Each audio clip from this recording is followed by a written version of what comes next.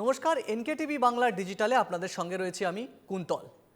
আসামে ইউসিসি বা uniform civil code লাগুর পর বিপাকে পড়েছেন লিভ ইন রিলেশনে থাকা পুরুষ মহিলারা। পশ্চিমবঙ্গেও কি তাই হবে?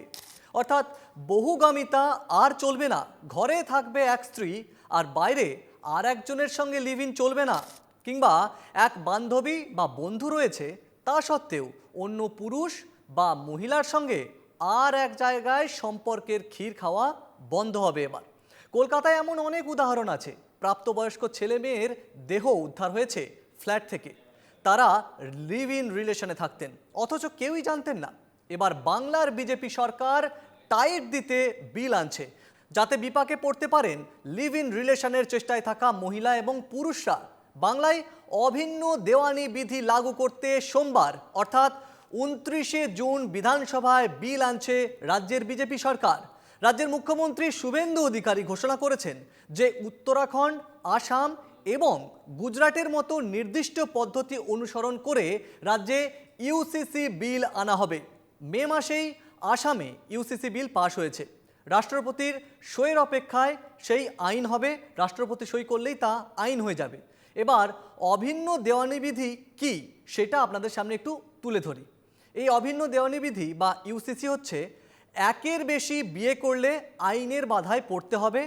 অভিন্ন দেওয়ানি বিধি হলো বিবাহ, বিবাহ বিচ্ছেদ, উত্তরাধিকার, দত্তক গ্রহণের জন্য সব নাগরিকের একই অধিকার। লিভ ইন সম্পর্কের ক্ষেত্রে ধর্ম, জাতি বা লিঙ্গ নির্বিশেষে সব নাগরিকের একই আইন। অর্থাৎ একই দেশে দু রকমের ব্যবস্থা আর চলতে পারে না। আইনি বৈষম্য মেনে নেওয়া হবে না, সবার জন্য সম আইন। এই ব্যবস্থা বলবৎ করতেই বিজেপি শাসিত রাজ্যগুলিতে ইউসিসি বলবৎ হচ্ছে একে একে। ক্ষমতা দখলের 3 মাসের মধ্যেই পশ্চিমবঙ্গেও সেই পথে। যেহেতু শুভেন্দু অধিকারী আসামের কথা উল্লেখ করেছেন, তাই আসামে ইউসিসির ক্ষেত্রে কি কি বিধি আছে তা আপনাদের একটু জানিয়ে রাখি। আসামে যে ইউসিসি লাগু রয়েছে, অর্থাৎ এই গত মে মাসে যে আসামে ইউসিসি বিল পাস হয়েছে আসাম বিধানসভায়, সেখানে যে নিয়ম বা যে বিধি রয়েছে, এর ফলে আসামে বহু বিবাহ সম্পূর্ণ বেআইনি। লিভ ইন সম্পর্কগুলোর ক্ষেত্রে সরকারি নিবন্ধন বা রেজিস্ট্রেশন বাধ্যতামূলক।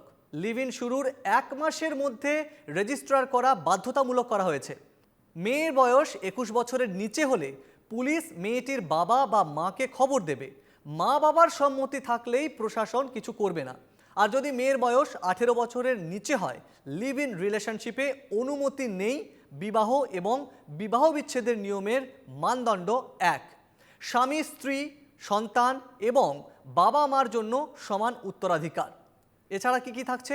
আসামের উপজাতিরা ইউসিসির আওতায় নয়, অর্থাৎ এই রাজ্যের আদিবাসী বা তফসিলি উপজাতি সম্প্রদায়গুলো ইউসিসির বাইরে তাদের নিজস্ব প্রথাগত সংস্কৃতি সুরক্ষিত থাকবে বলে জানিয়েছেন আসামের মুখ্যমন্ত্রী হিমন্ত বিশ্ব শর্মা।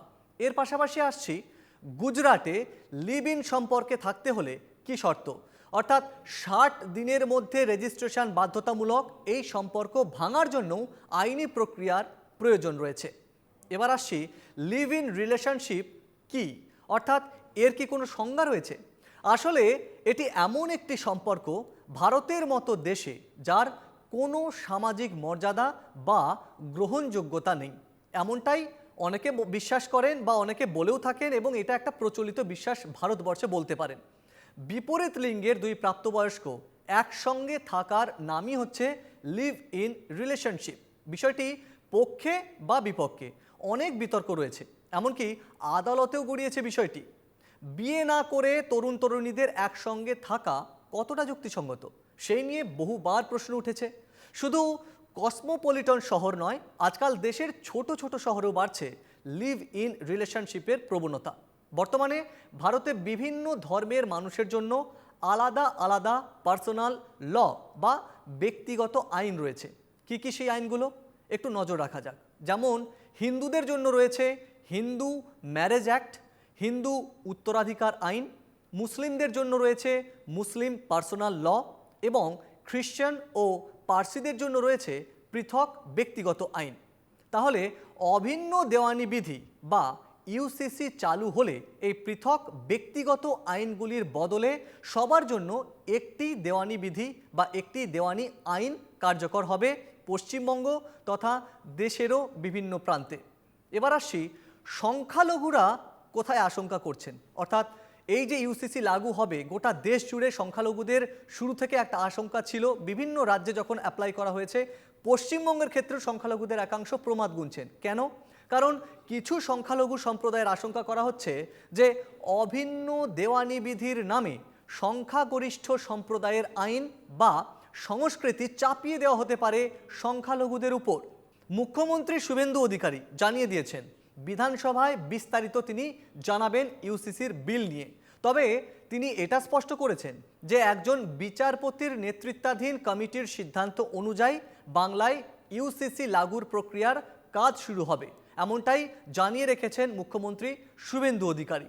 এবার আসছি বাংলায় অভিন্ন দেওয়ানি বিধি বিল নিয়ে বিজেপি সরকারের তৎপরতায় বিরোধীরা, অর্থাৎ পশ্চিমবঙ্গের মূল বিরোধী দল এখন তৃণমূল, সেই তৃণমূল দলের সাংসদ তথা আইনজীবী কল্যাণ বন্দ্যোপাধ্যায় এতে রাজনৈতিক প্রতিহিংসা দেখছেন এবং তিনি বলেছেন যে বিলের খসড়া দেখার পরে তিনি এই বিষয়ে মন্তব্য করবেন। এবার আসছি দেশের কোন কোন রাজ্যে লাগু রয়েছে ইউসিসি সেই বিষয়টায়। দেশের মধ্যে প্রথম উত্তরাখণ্ডে প্রথম অভিন্ন দেওয়ানি চালু হয়।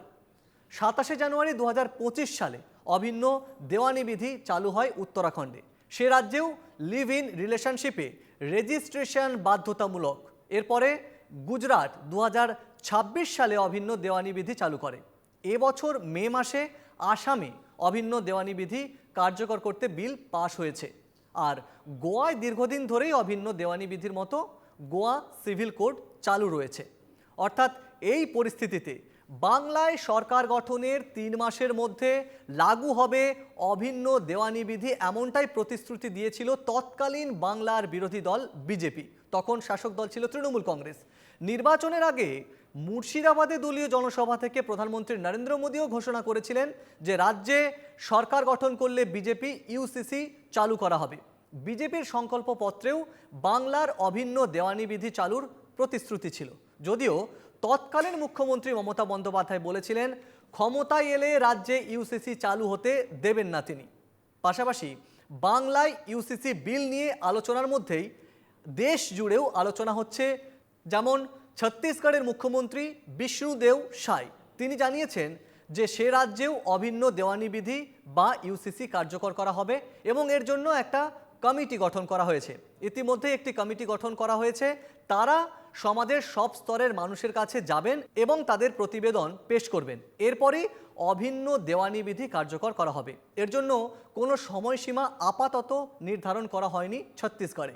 ঠিক একই পথে রয়েছে মহারাষ্ট্রের বিজেপি সরকারও। অর্থাৎ বিজেপি শাসিত 22 রাজ্যের মধ্যে 3 রাজ্যে ইউসিসি লাগু। এবার আরও 3 রাজ্যে ইউসিসি লাগুর তোড়জোড় শুরু হয়েছে।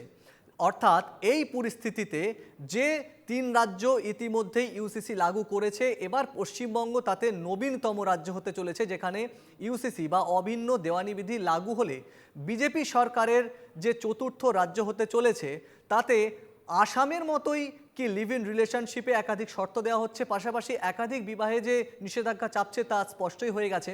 এবার দেখার পশ্চিমবঙ্গের মানুষের প্রতিক্রিয়া। আমাদের ভিডিও কেমন লাগছে অবশ্যই কমেন্টে জানান, ভালো লাগলে শেয়ার করুন।